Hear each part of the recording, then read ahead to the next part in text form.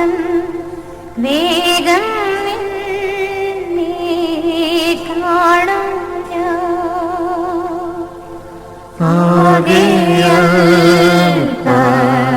നേരം മാത്രം എന്റെ യാത്ര തീരുവാ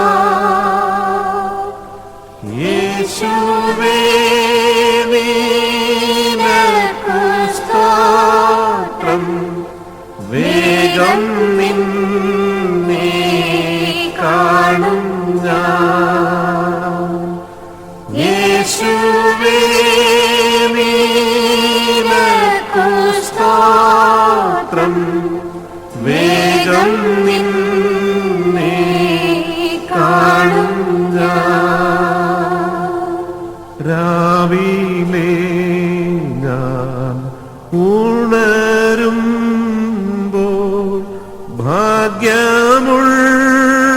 ഭാഗ്യമുള്ളോർ നിശ്ചയം എന്റെ യാത്രയുടെ അന്ത്യം ഇന്നലെ കാളടുപ്പം എന്റെ യാത്രയുടെ അന്ത്യം ഇന്നലെ കാളടുപ്പം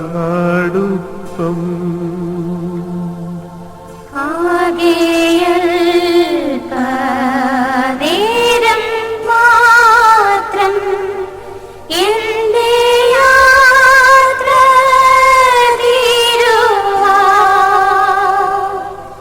യേശുവേ നിനക്കു സ്തോത്രം വേഗം നിന്നെ കാണും ഞാൻ യേശുവേ നിനക്കു സ്തോത്രം വേഗം നിന്നെ കാണും ഞാൻ രാത്രിയിൽ ഞാൻ ദൈവത്തിൻ്റെ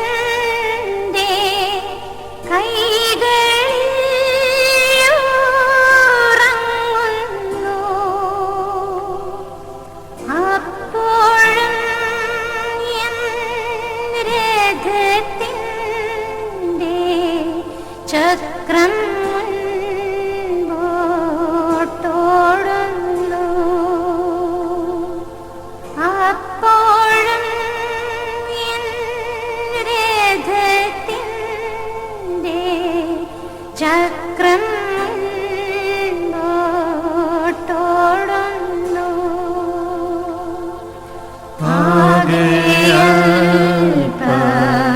നേരം മാത്രം എന്റെ യാത്ര തീരുവാ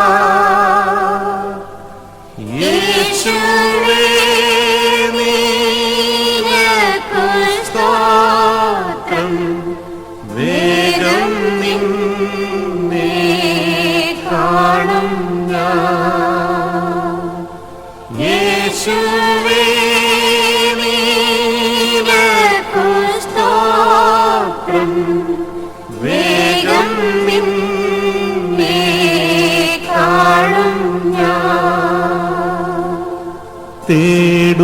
തേടുവാൻ ജഡത്തിൻ സുഖം ഇപ്പോഴല്ല സമയം സ്വന്ത നാട്ടിൽ ദൈവമുഖം കാണുകയത്രേ വാഞ്ചിതം സ്വന്ത നാട്ടിൽ ദൈവമുഖം കാണുകയത്രേ വാഞ്ചിതം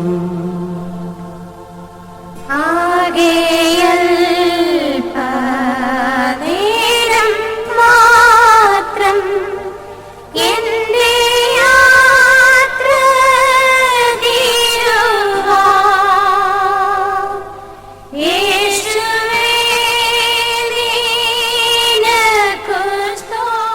ഞങ്ങളെ കടാവുന്നറിയുകയും സമാധാനിപ്പിക്കുകയും ചെയ്യണം. പ്രാർത്ഥിക്കുന്നേമേ പ്രിയ കരങ്ങളിലേക്ക് ഏൽപ്പിക്കുന്നു.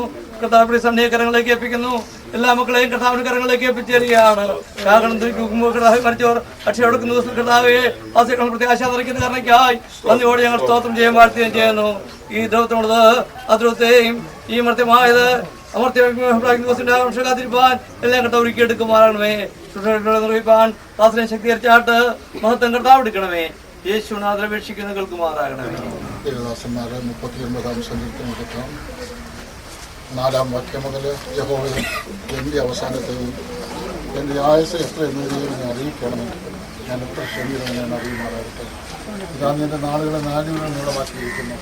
എൻ്റെ ആയുസ് മുഴുവൻ ഏത് പുസ്തകവും ലഭിക്കുന്നു. ഏത് മനുഷ്യനും കുറച്ചു നിന്നാലും വിശ്വാസം മനുഷ്യരൊക്കെയും വെറുതെ നടക്കുന്ന നിശ്ചയം അവർ വ്യക്തമായി പരിശ്രമിക്കുന്ന നിശ്ചയം ജീവിക്കണമേ. എന്നെ പോഷന്റെ നിന്നയാക്കി വെക്കരുത്. ഞാൻ വായി തുറക്കാതെ ഊമനായിരുന്നു, നീയല്ലോ അങ്ങനെ വരുത്തിയത്. നിന്റെ ബാധയെങ്കിൽ നിന്ന് നീക്കണമേ. നിന്റെ കൈയുടെ അടിയാ ഞാൻ ക്ഷയിച്ചിരിക്കുന്നു. അകൃത്യ നിമിത്തം നീ മനുഷ്യനെ ദണ്ഡനങ്ങളാൽ ശിക്ഷിക്കുമ്പോൾ നീ അവന്റെ സൗന്ദര്യത്തെ 20-ാം വാക്യം മുതൽ എന്നാൽ ക്രിസ്തുമിത്ര കൊണ്ടുള്ള ആദ്യപരമായി മത്സ്യബന്ധനങ്ങൾ വർദ്ധിപ്പിക്കുന്നു. മനുഷ്യമുള്ള മരണമുണ്ടാകിയാൽ മത്സ്യബന്ധനക്കാരൻ മനുഷ്യൻ പോലെ ഉണ്ടായി. ആദമിൽ എല്ലാവരും മരിക്കുന്നത് പോലെ ക്രിസ്തുവിൽ എല്ലാവരും ജീവിപ്പിക്കപ്പെടുന്നു. ഓരോരുത്തരും താൻ നിലയിലത്രേ. ആദ്യപരം ക്രിസ്തു, പിന്നെ ക്രിസ്തുണ്ടവർ അവന്റെ വരവെങ്കിൽ പിന്നെ അവസാനം. അന്നവനെല്ലാ വാഴ്ചയ്ക്കും അധികാരത്തിനും ശക്തിക്കും നീക്കം വരുത്തിയിട്ട് രാജ്യപിതാവാജീവത്തെ ഏൽപ്പിക്കും. അവൻ സകലത്തെയും കാൽക്കീഴാക്കോളം വാഴേണ്ടതാകുന്നു. ഒടുക്കത്തെ ശത്രുവായിട്ട് മരണം നീങ്ങിപ്പോകും. സകലത്തെ അവന്റെ കാൽ കീഴാക്കിയിരിക്കുന്നു എന്നുണ്ടല്ലോ. സകലവന് കീഴ്പ്പെട്ടിരിക്കുന്നുവെന്ന് പറഞ്ഞാൽ സകലത്തെ കീഴാക്കി കൊടുത്തവന് എത്ര സ്പഷ്ടം. എന്നാൽ അവന് സകലവും കീഴ്പ്പെട്ടതിന് ശേഷം ദൈവം സകലവും ആകേണ്ടതിന് പുത്രദാനും സകലവും തനിക്ക് കീഴാക്കി കൊടുത്തവന് കീഴ്പ്പെട്ടിരിക്കും. ഒരുവൻ മരിച്ചവനില്ല. മനുഷ്യരുടെ മാംസം വേറെ, കന്നുകാലികളുടെ മാംസം വേറെ, പക്ഷികളുടെ മാംസം വേറെ, മനുഷ്യങ്ങളുടെ മാംസവും വേറെ. സ്വർഗീയ ശരീരങ്ങളും ഭൗമിക ശരീരങ്ങളും ഉണ്ട്. സ്വർഗീയ ശരീരങ്ങളുടെ തേജസ് വേറെ, ഭൗമിക ശരീരങ്ങളുടെ തേജസ് വേറെ. സൂര്യന്റെ തേജസ് വേറെ, ചന്ദ്രന്റെ തേജസ് വേറെ, നക്ഷത്രങ്ങളുടെ തേജസ് വേറെ. നക്ഷത്രവും തമ്മിൽ തേജസ്സുണ്ട്, ഭേദമുണ്ടല്ലോ. എന്നാൽ ആത്മീകമല്ല പ്രാകൃതം അത്രേ ഒന്നാമത്തേത്. ആത്മീകം പിന്നത്തേതിൽ വരുന്നു. ഒന്നാം മനുഷ്യൻ ഭൂമിയിൽ നിന്ന് മണ്ണ് കൊണ്ടുള്ളവൻ, രണ്ടാം മനുഷ്യൻ സ്വർഗത്തിൽ നിന്നുള്ളവൻ. മണ്ണ് കൊണ്ടുള്ളവനെ പോലെ മണ്ണ് കൊണ്ടുള്ളവരും സ്വർഗീയനെ പോലെ സ്വർഗീയന്മാരുമാകുന്നു. നാം മണ്ണ് കൊണ്ടുള്ളവന്റെ പ്രതിമ ധരിച്ചതുപോലെ സ്വർഗീയന്റെ പ്രതിമയും ധരിക്കും. സഹോദരന്മാരെ, മാംസരക്തങ്ങൾക്ക് അവകാശമാക്കാൻ കഴിയില്ല. ലോകത്തെ അവകാശമാക്കിയില്ല എന്ന് ഞാൻ പറയുന്നു. ഞാൻ നിങ്ങൾ പറയാം, നാം എല്ലാവരും എതിർകൊള്ളുകയില്ല. തിങ്കൾ പെട്ടെന്നിടയിൽ നാം എല്ലാവരും രൂപാന്തരപ്പെടും. നിന്റെ ജയം എവിടെ? ഈ മരണമേ നിന്റെ വിഷമുള്ളവിടെ? മരണത്തിന്റെ വിഷമുള്ള പാപം, പാപത്തിന്റെ ശക്തിയോ ന്യായ പ്രമാണം. നമ്മുടെ കർത്താവായ യേശു ക്രിസ്തു മുഖാന്തരം നമുക്ക് ജയം നൽകുന്ന ദൈവത്തിന് സ്തോത്രം. ആകയാൽ എന്റെ പ്രിയ സഹോദരന്മാരെ, നിങ്ങൾ ഉറപ്പുള്ളവരും കുലുങ്ങാത്തവരും നിങ്ങളുടെ പ്രയത്നം കർത്താവിൽ വ്യർത്ഥമല്ല എന്നറിഞ്ഞിരിക്കാൻ കർത്താവിന്റെ പേരിൽ എപ്പോഴും വർദ്ധിച്ചു വരുന്നവരും ആകുവേൻ. നാം ഒരു ദിവസം മരണമെന്ന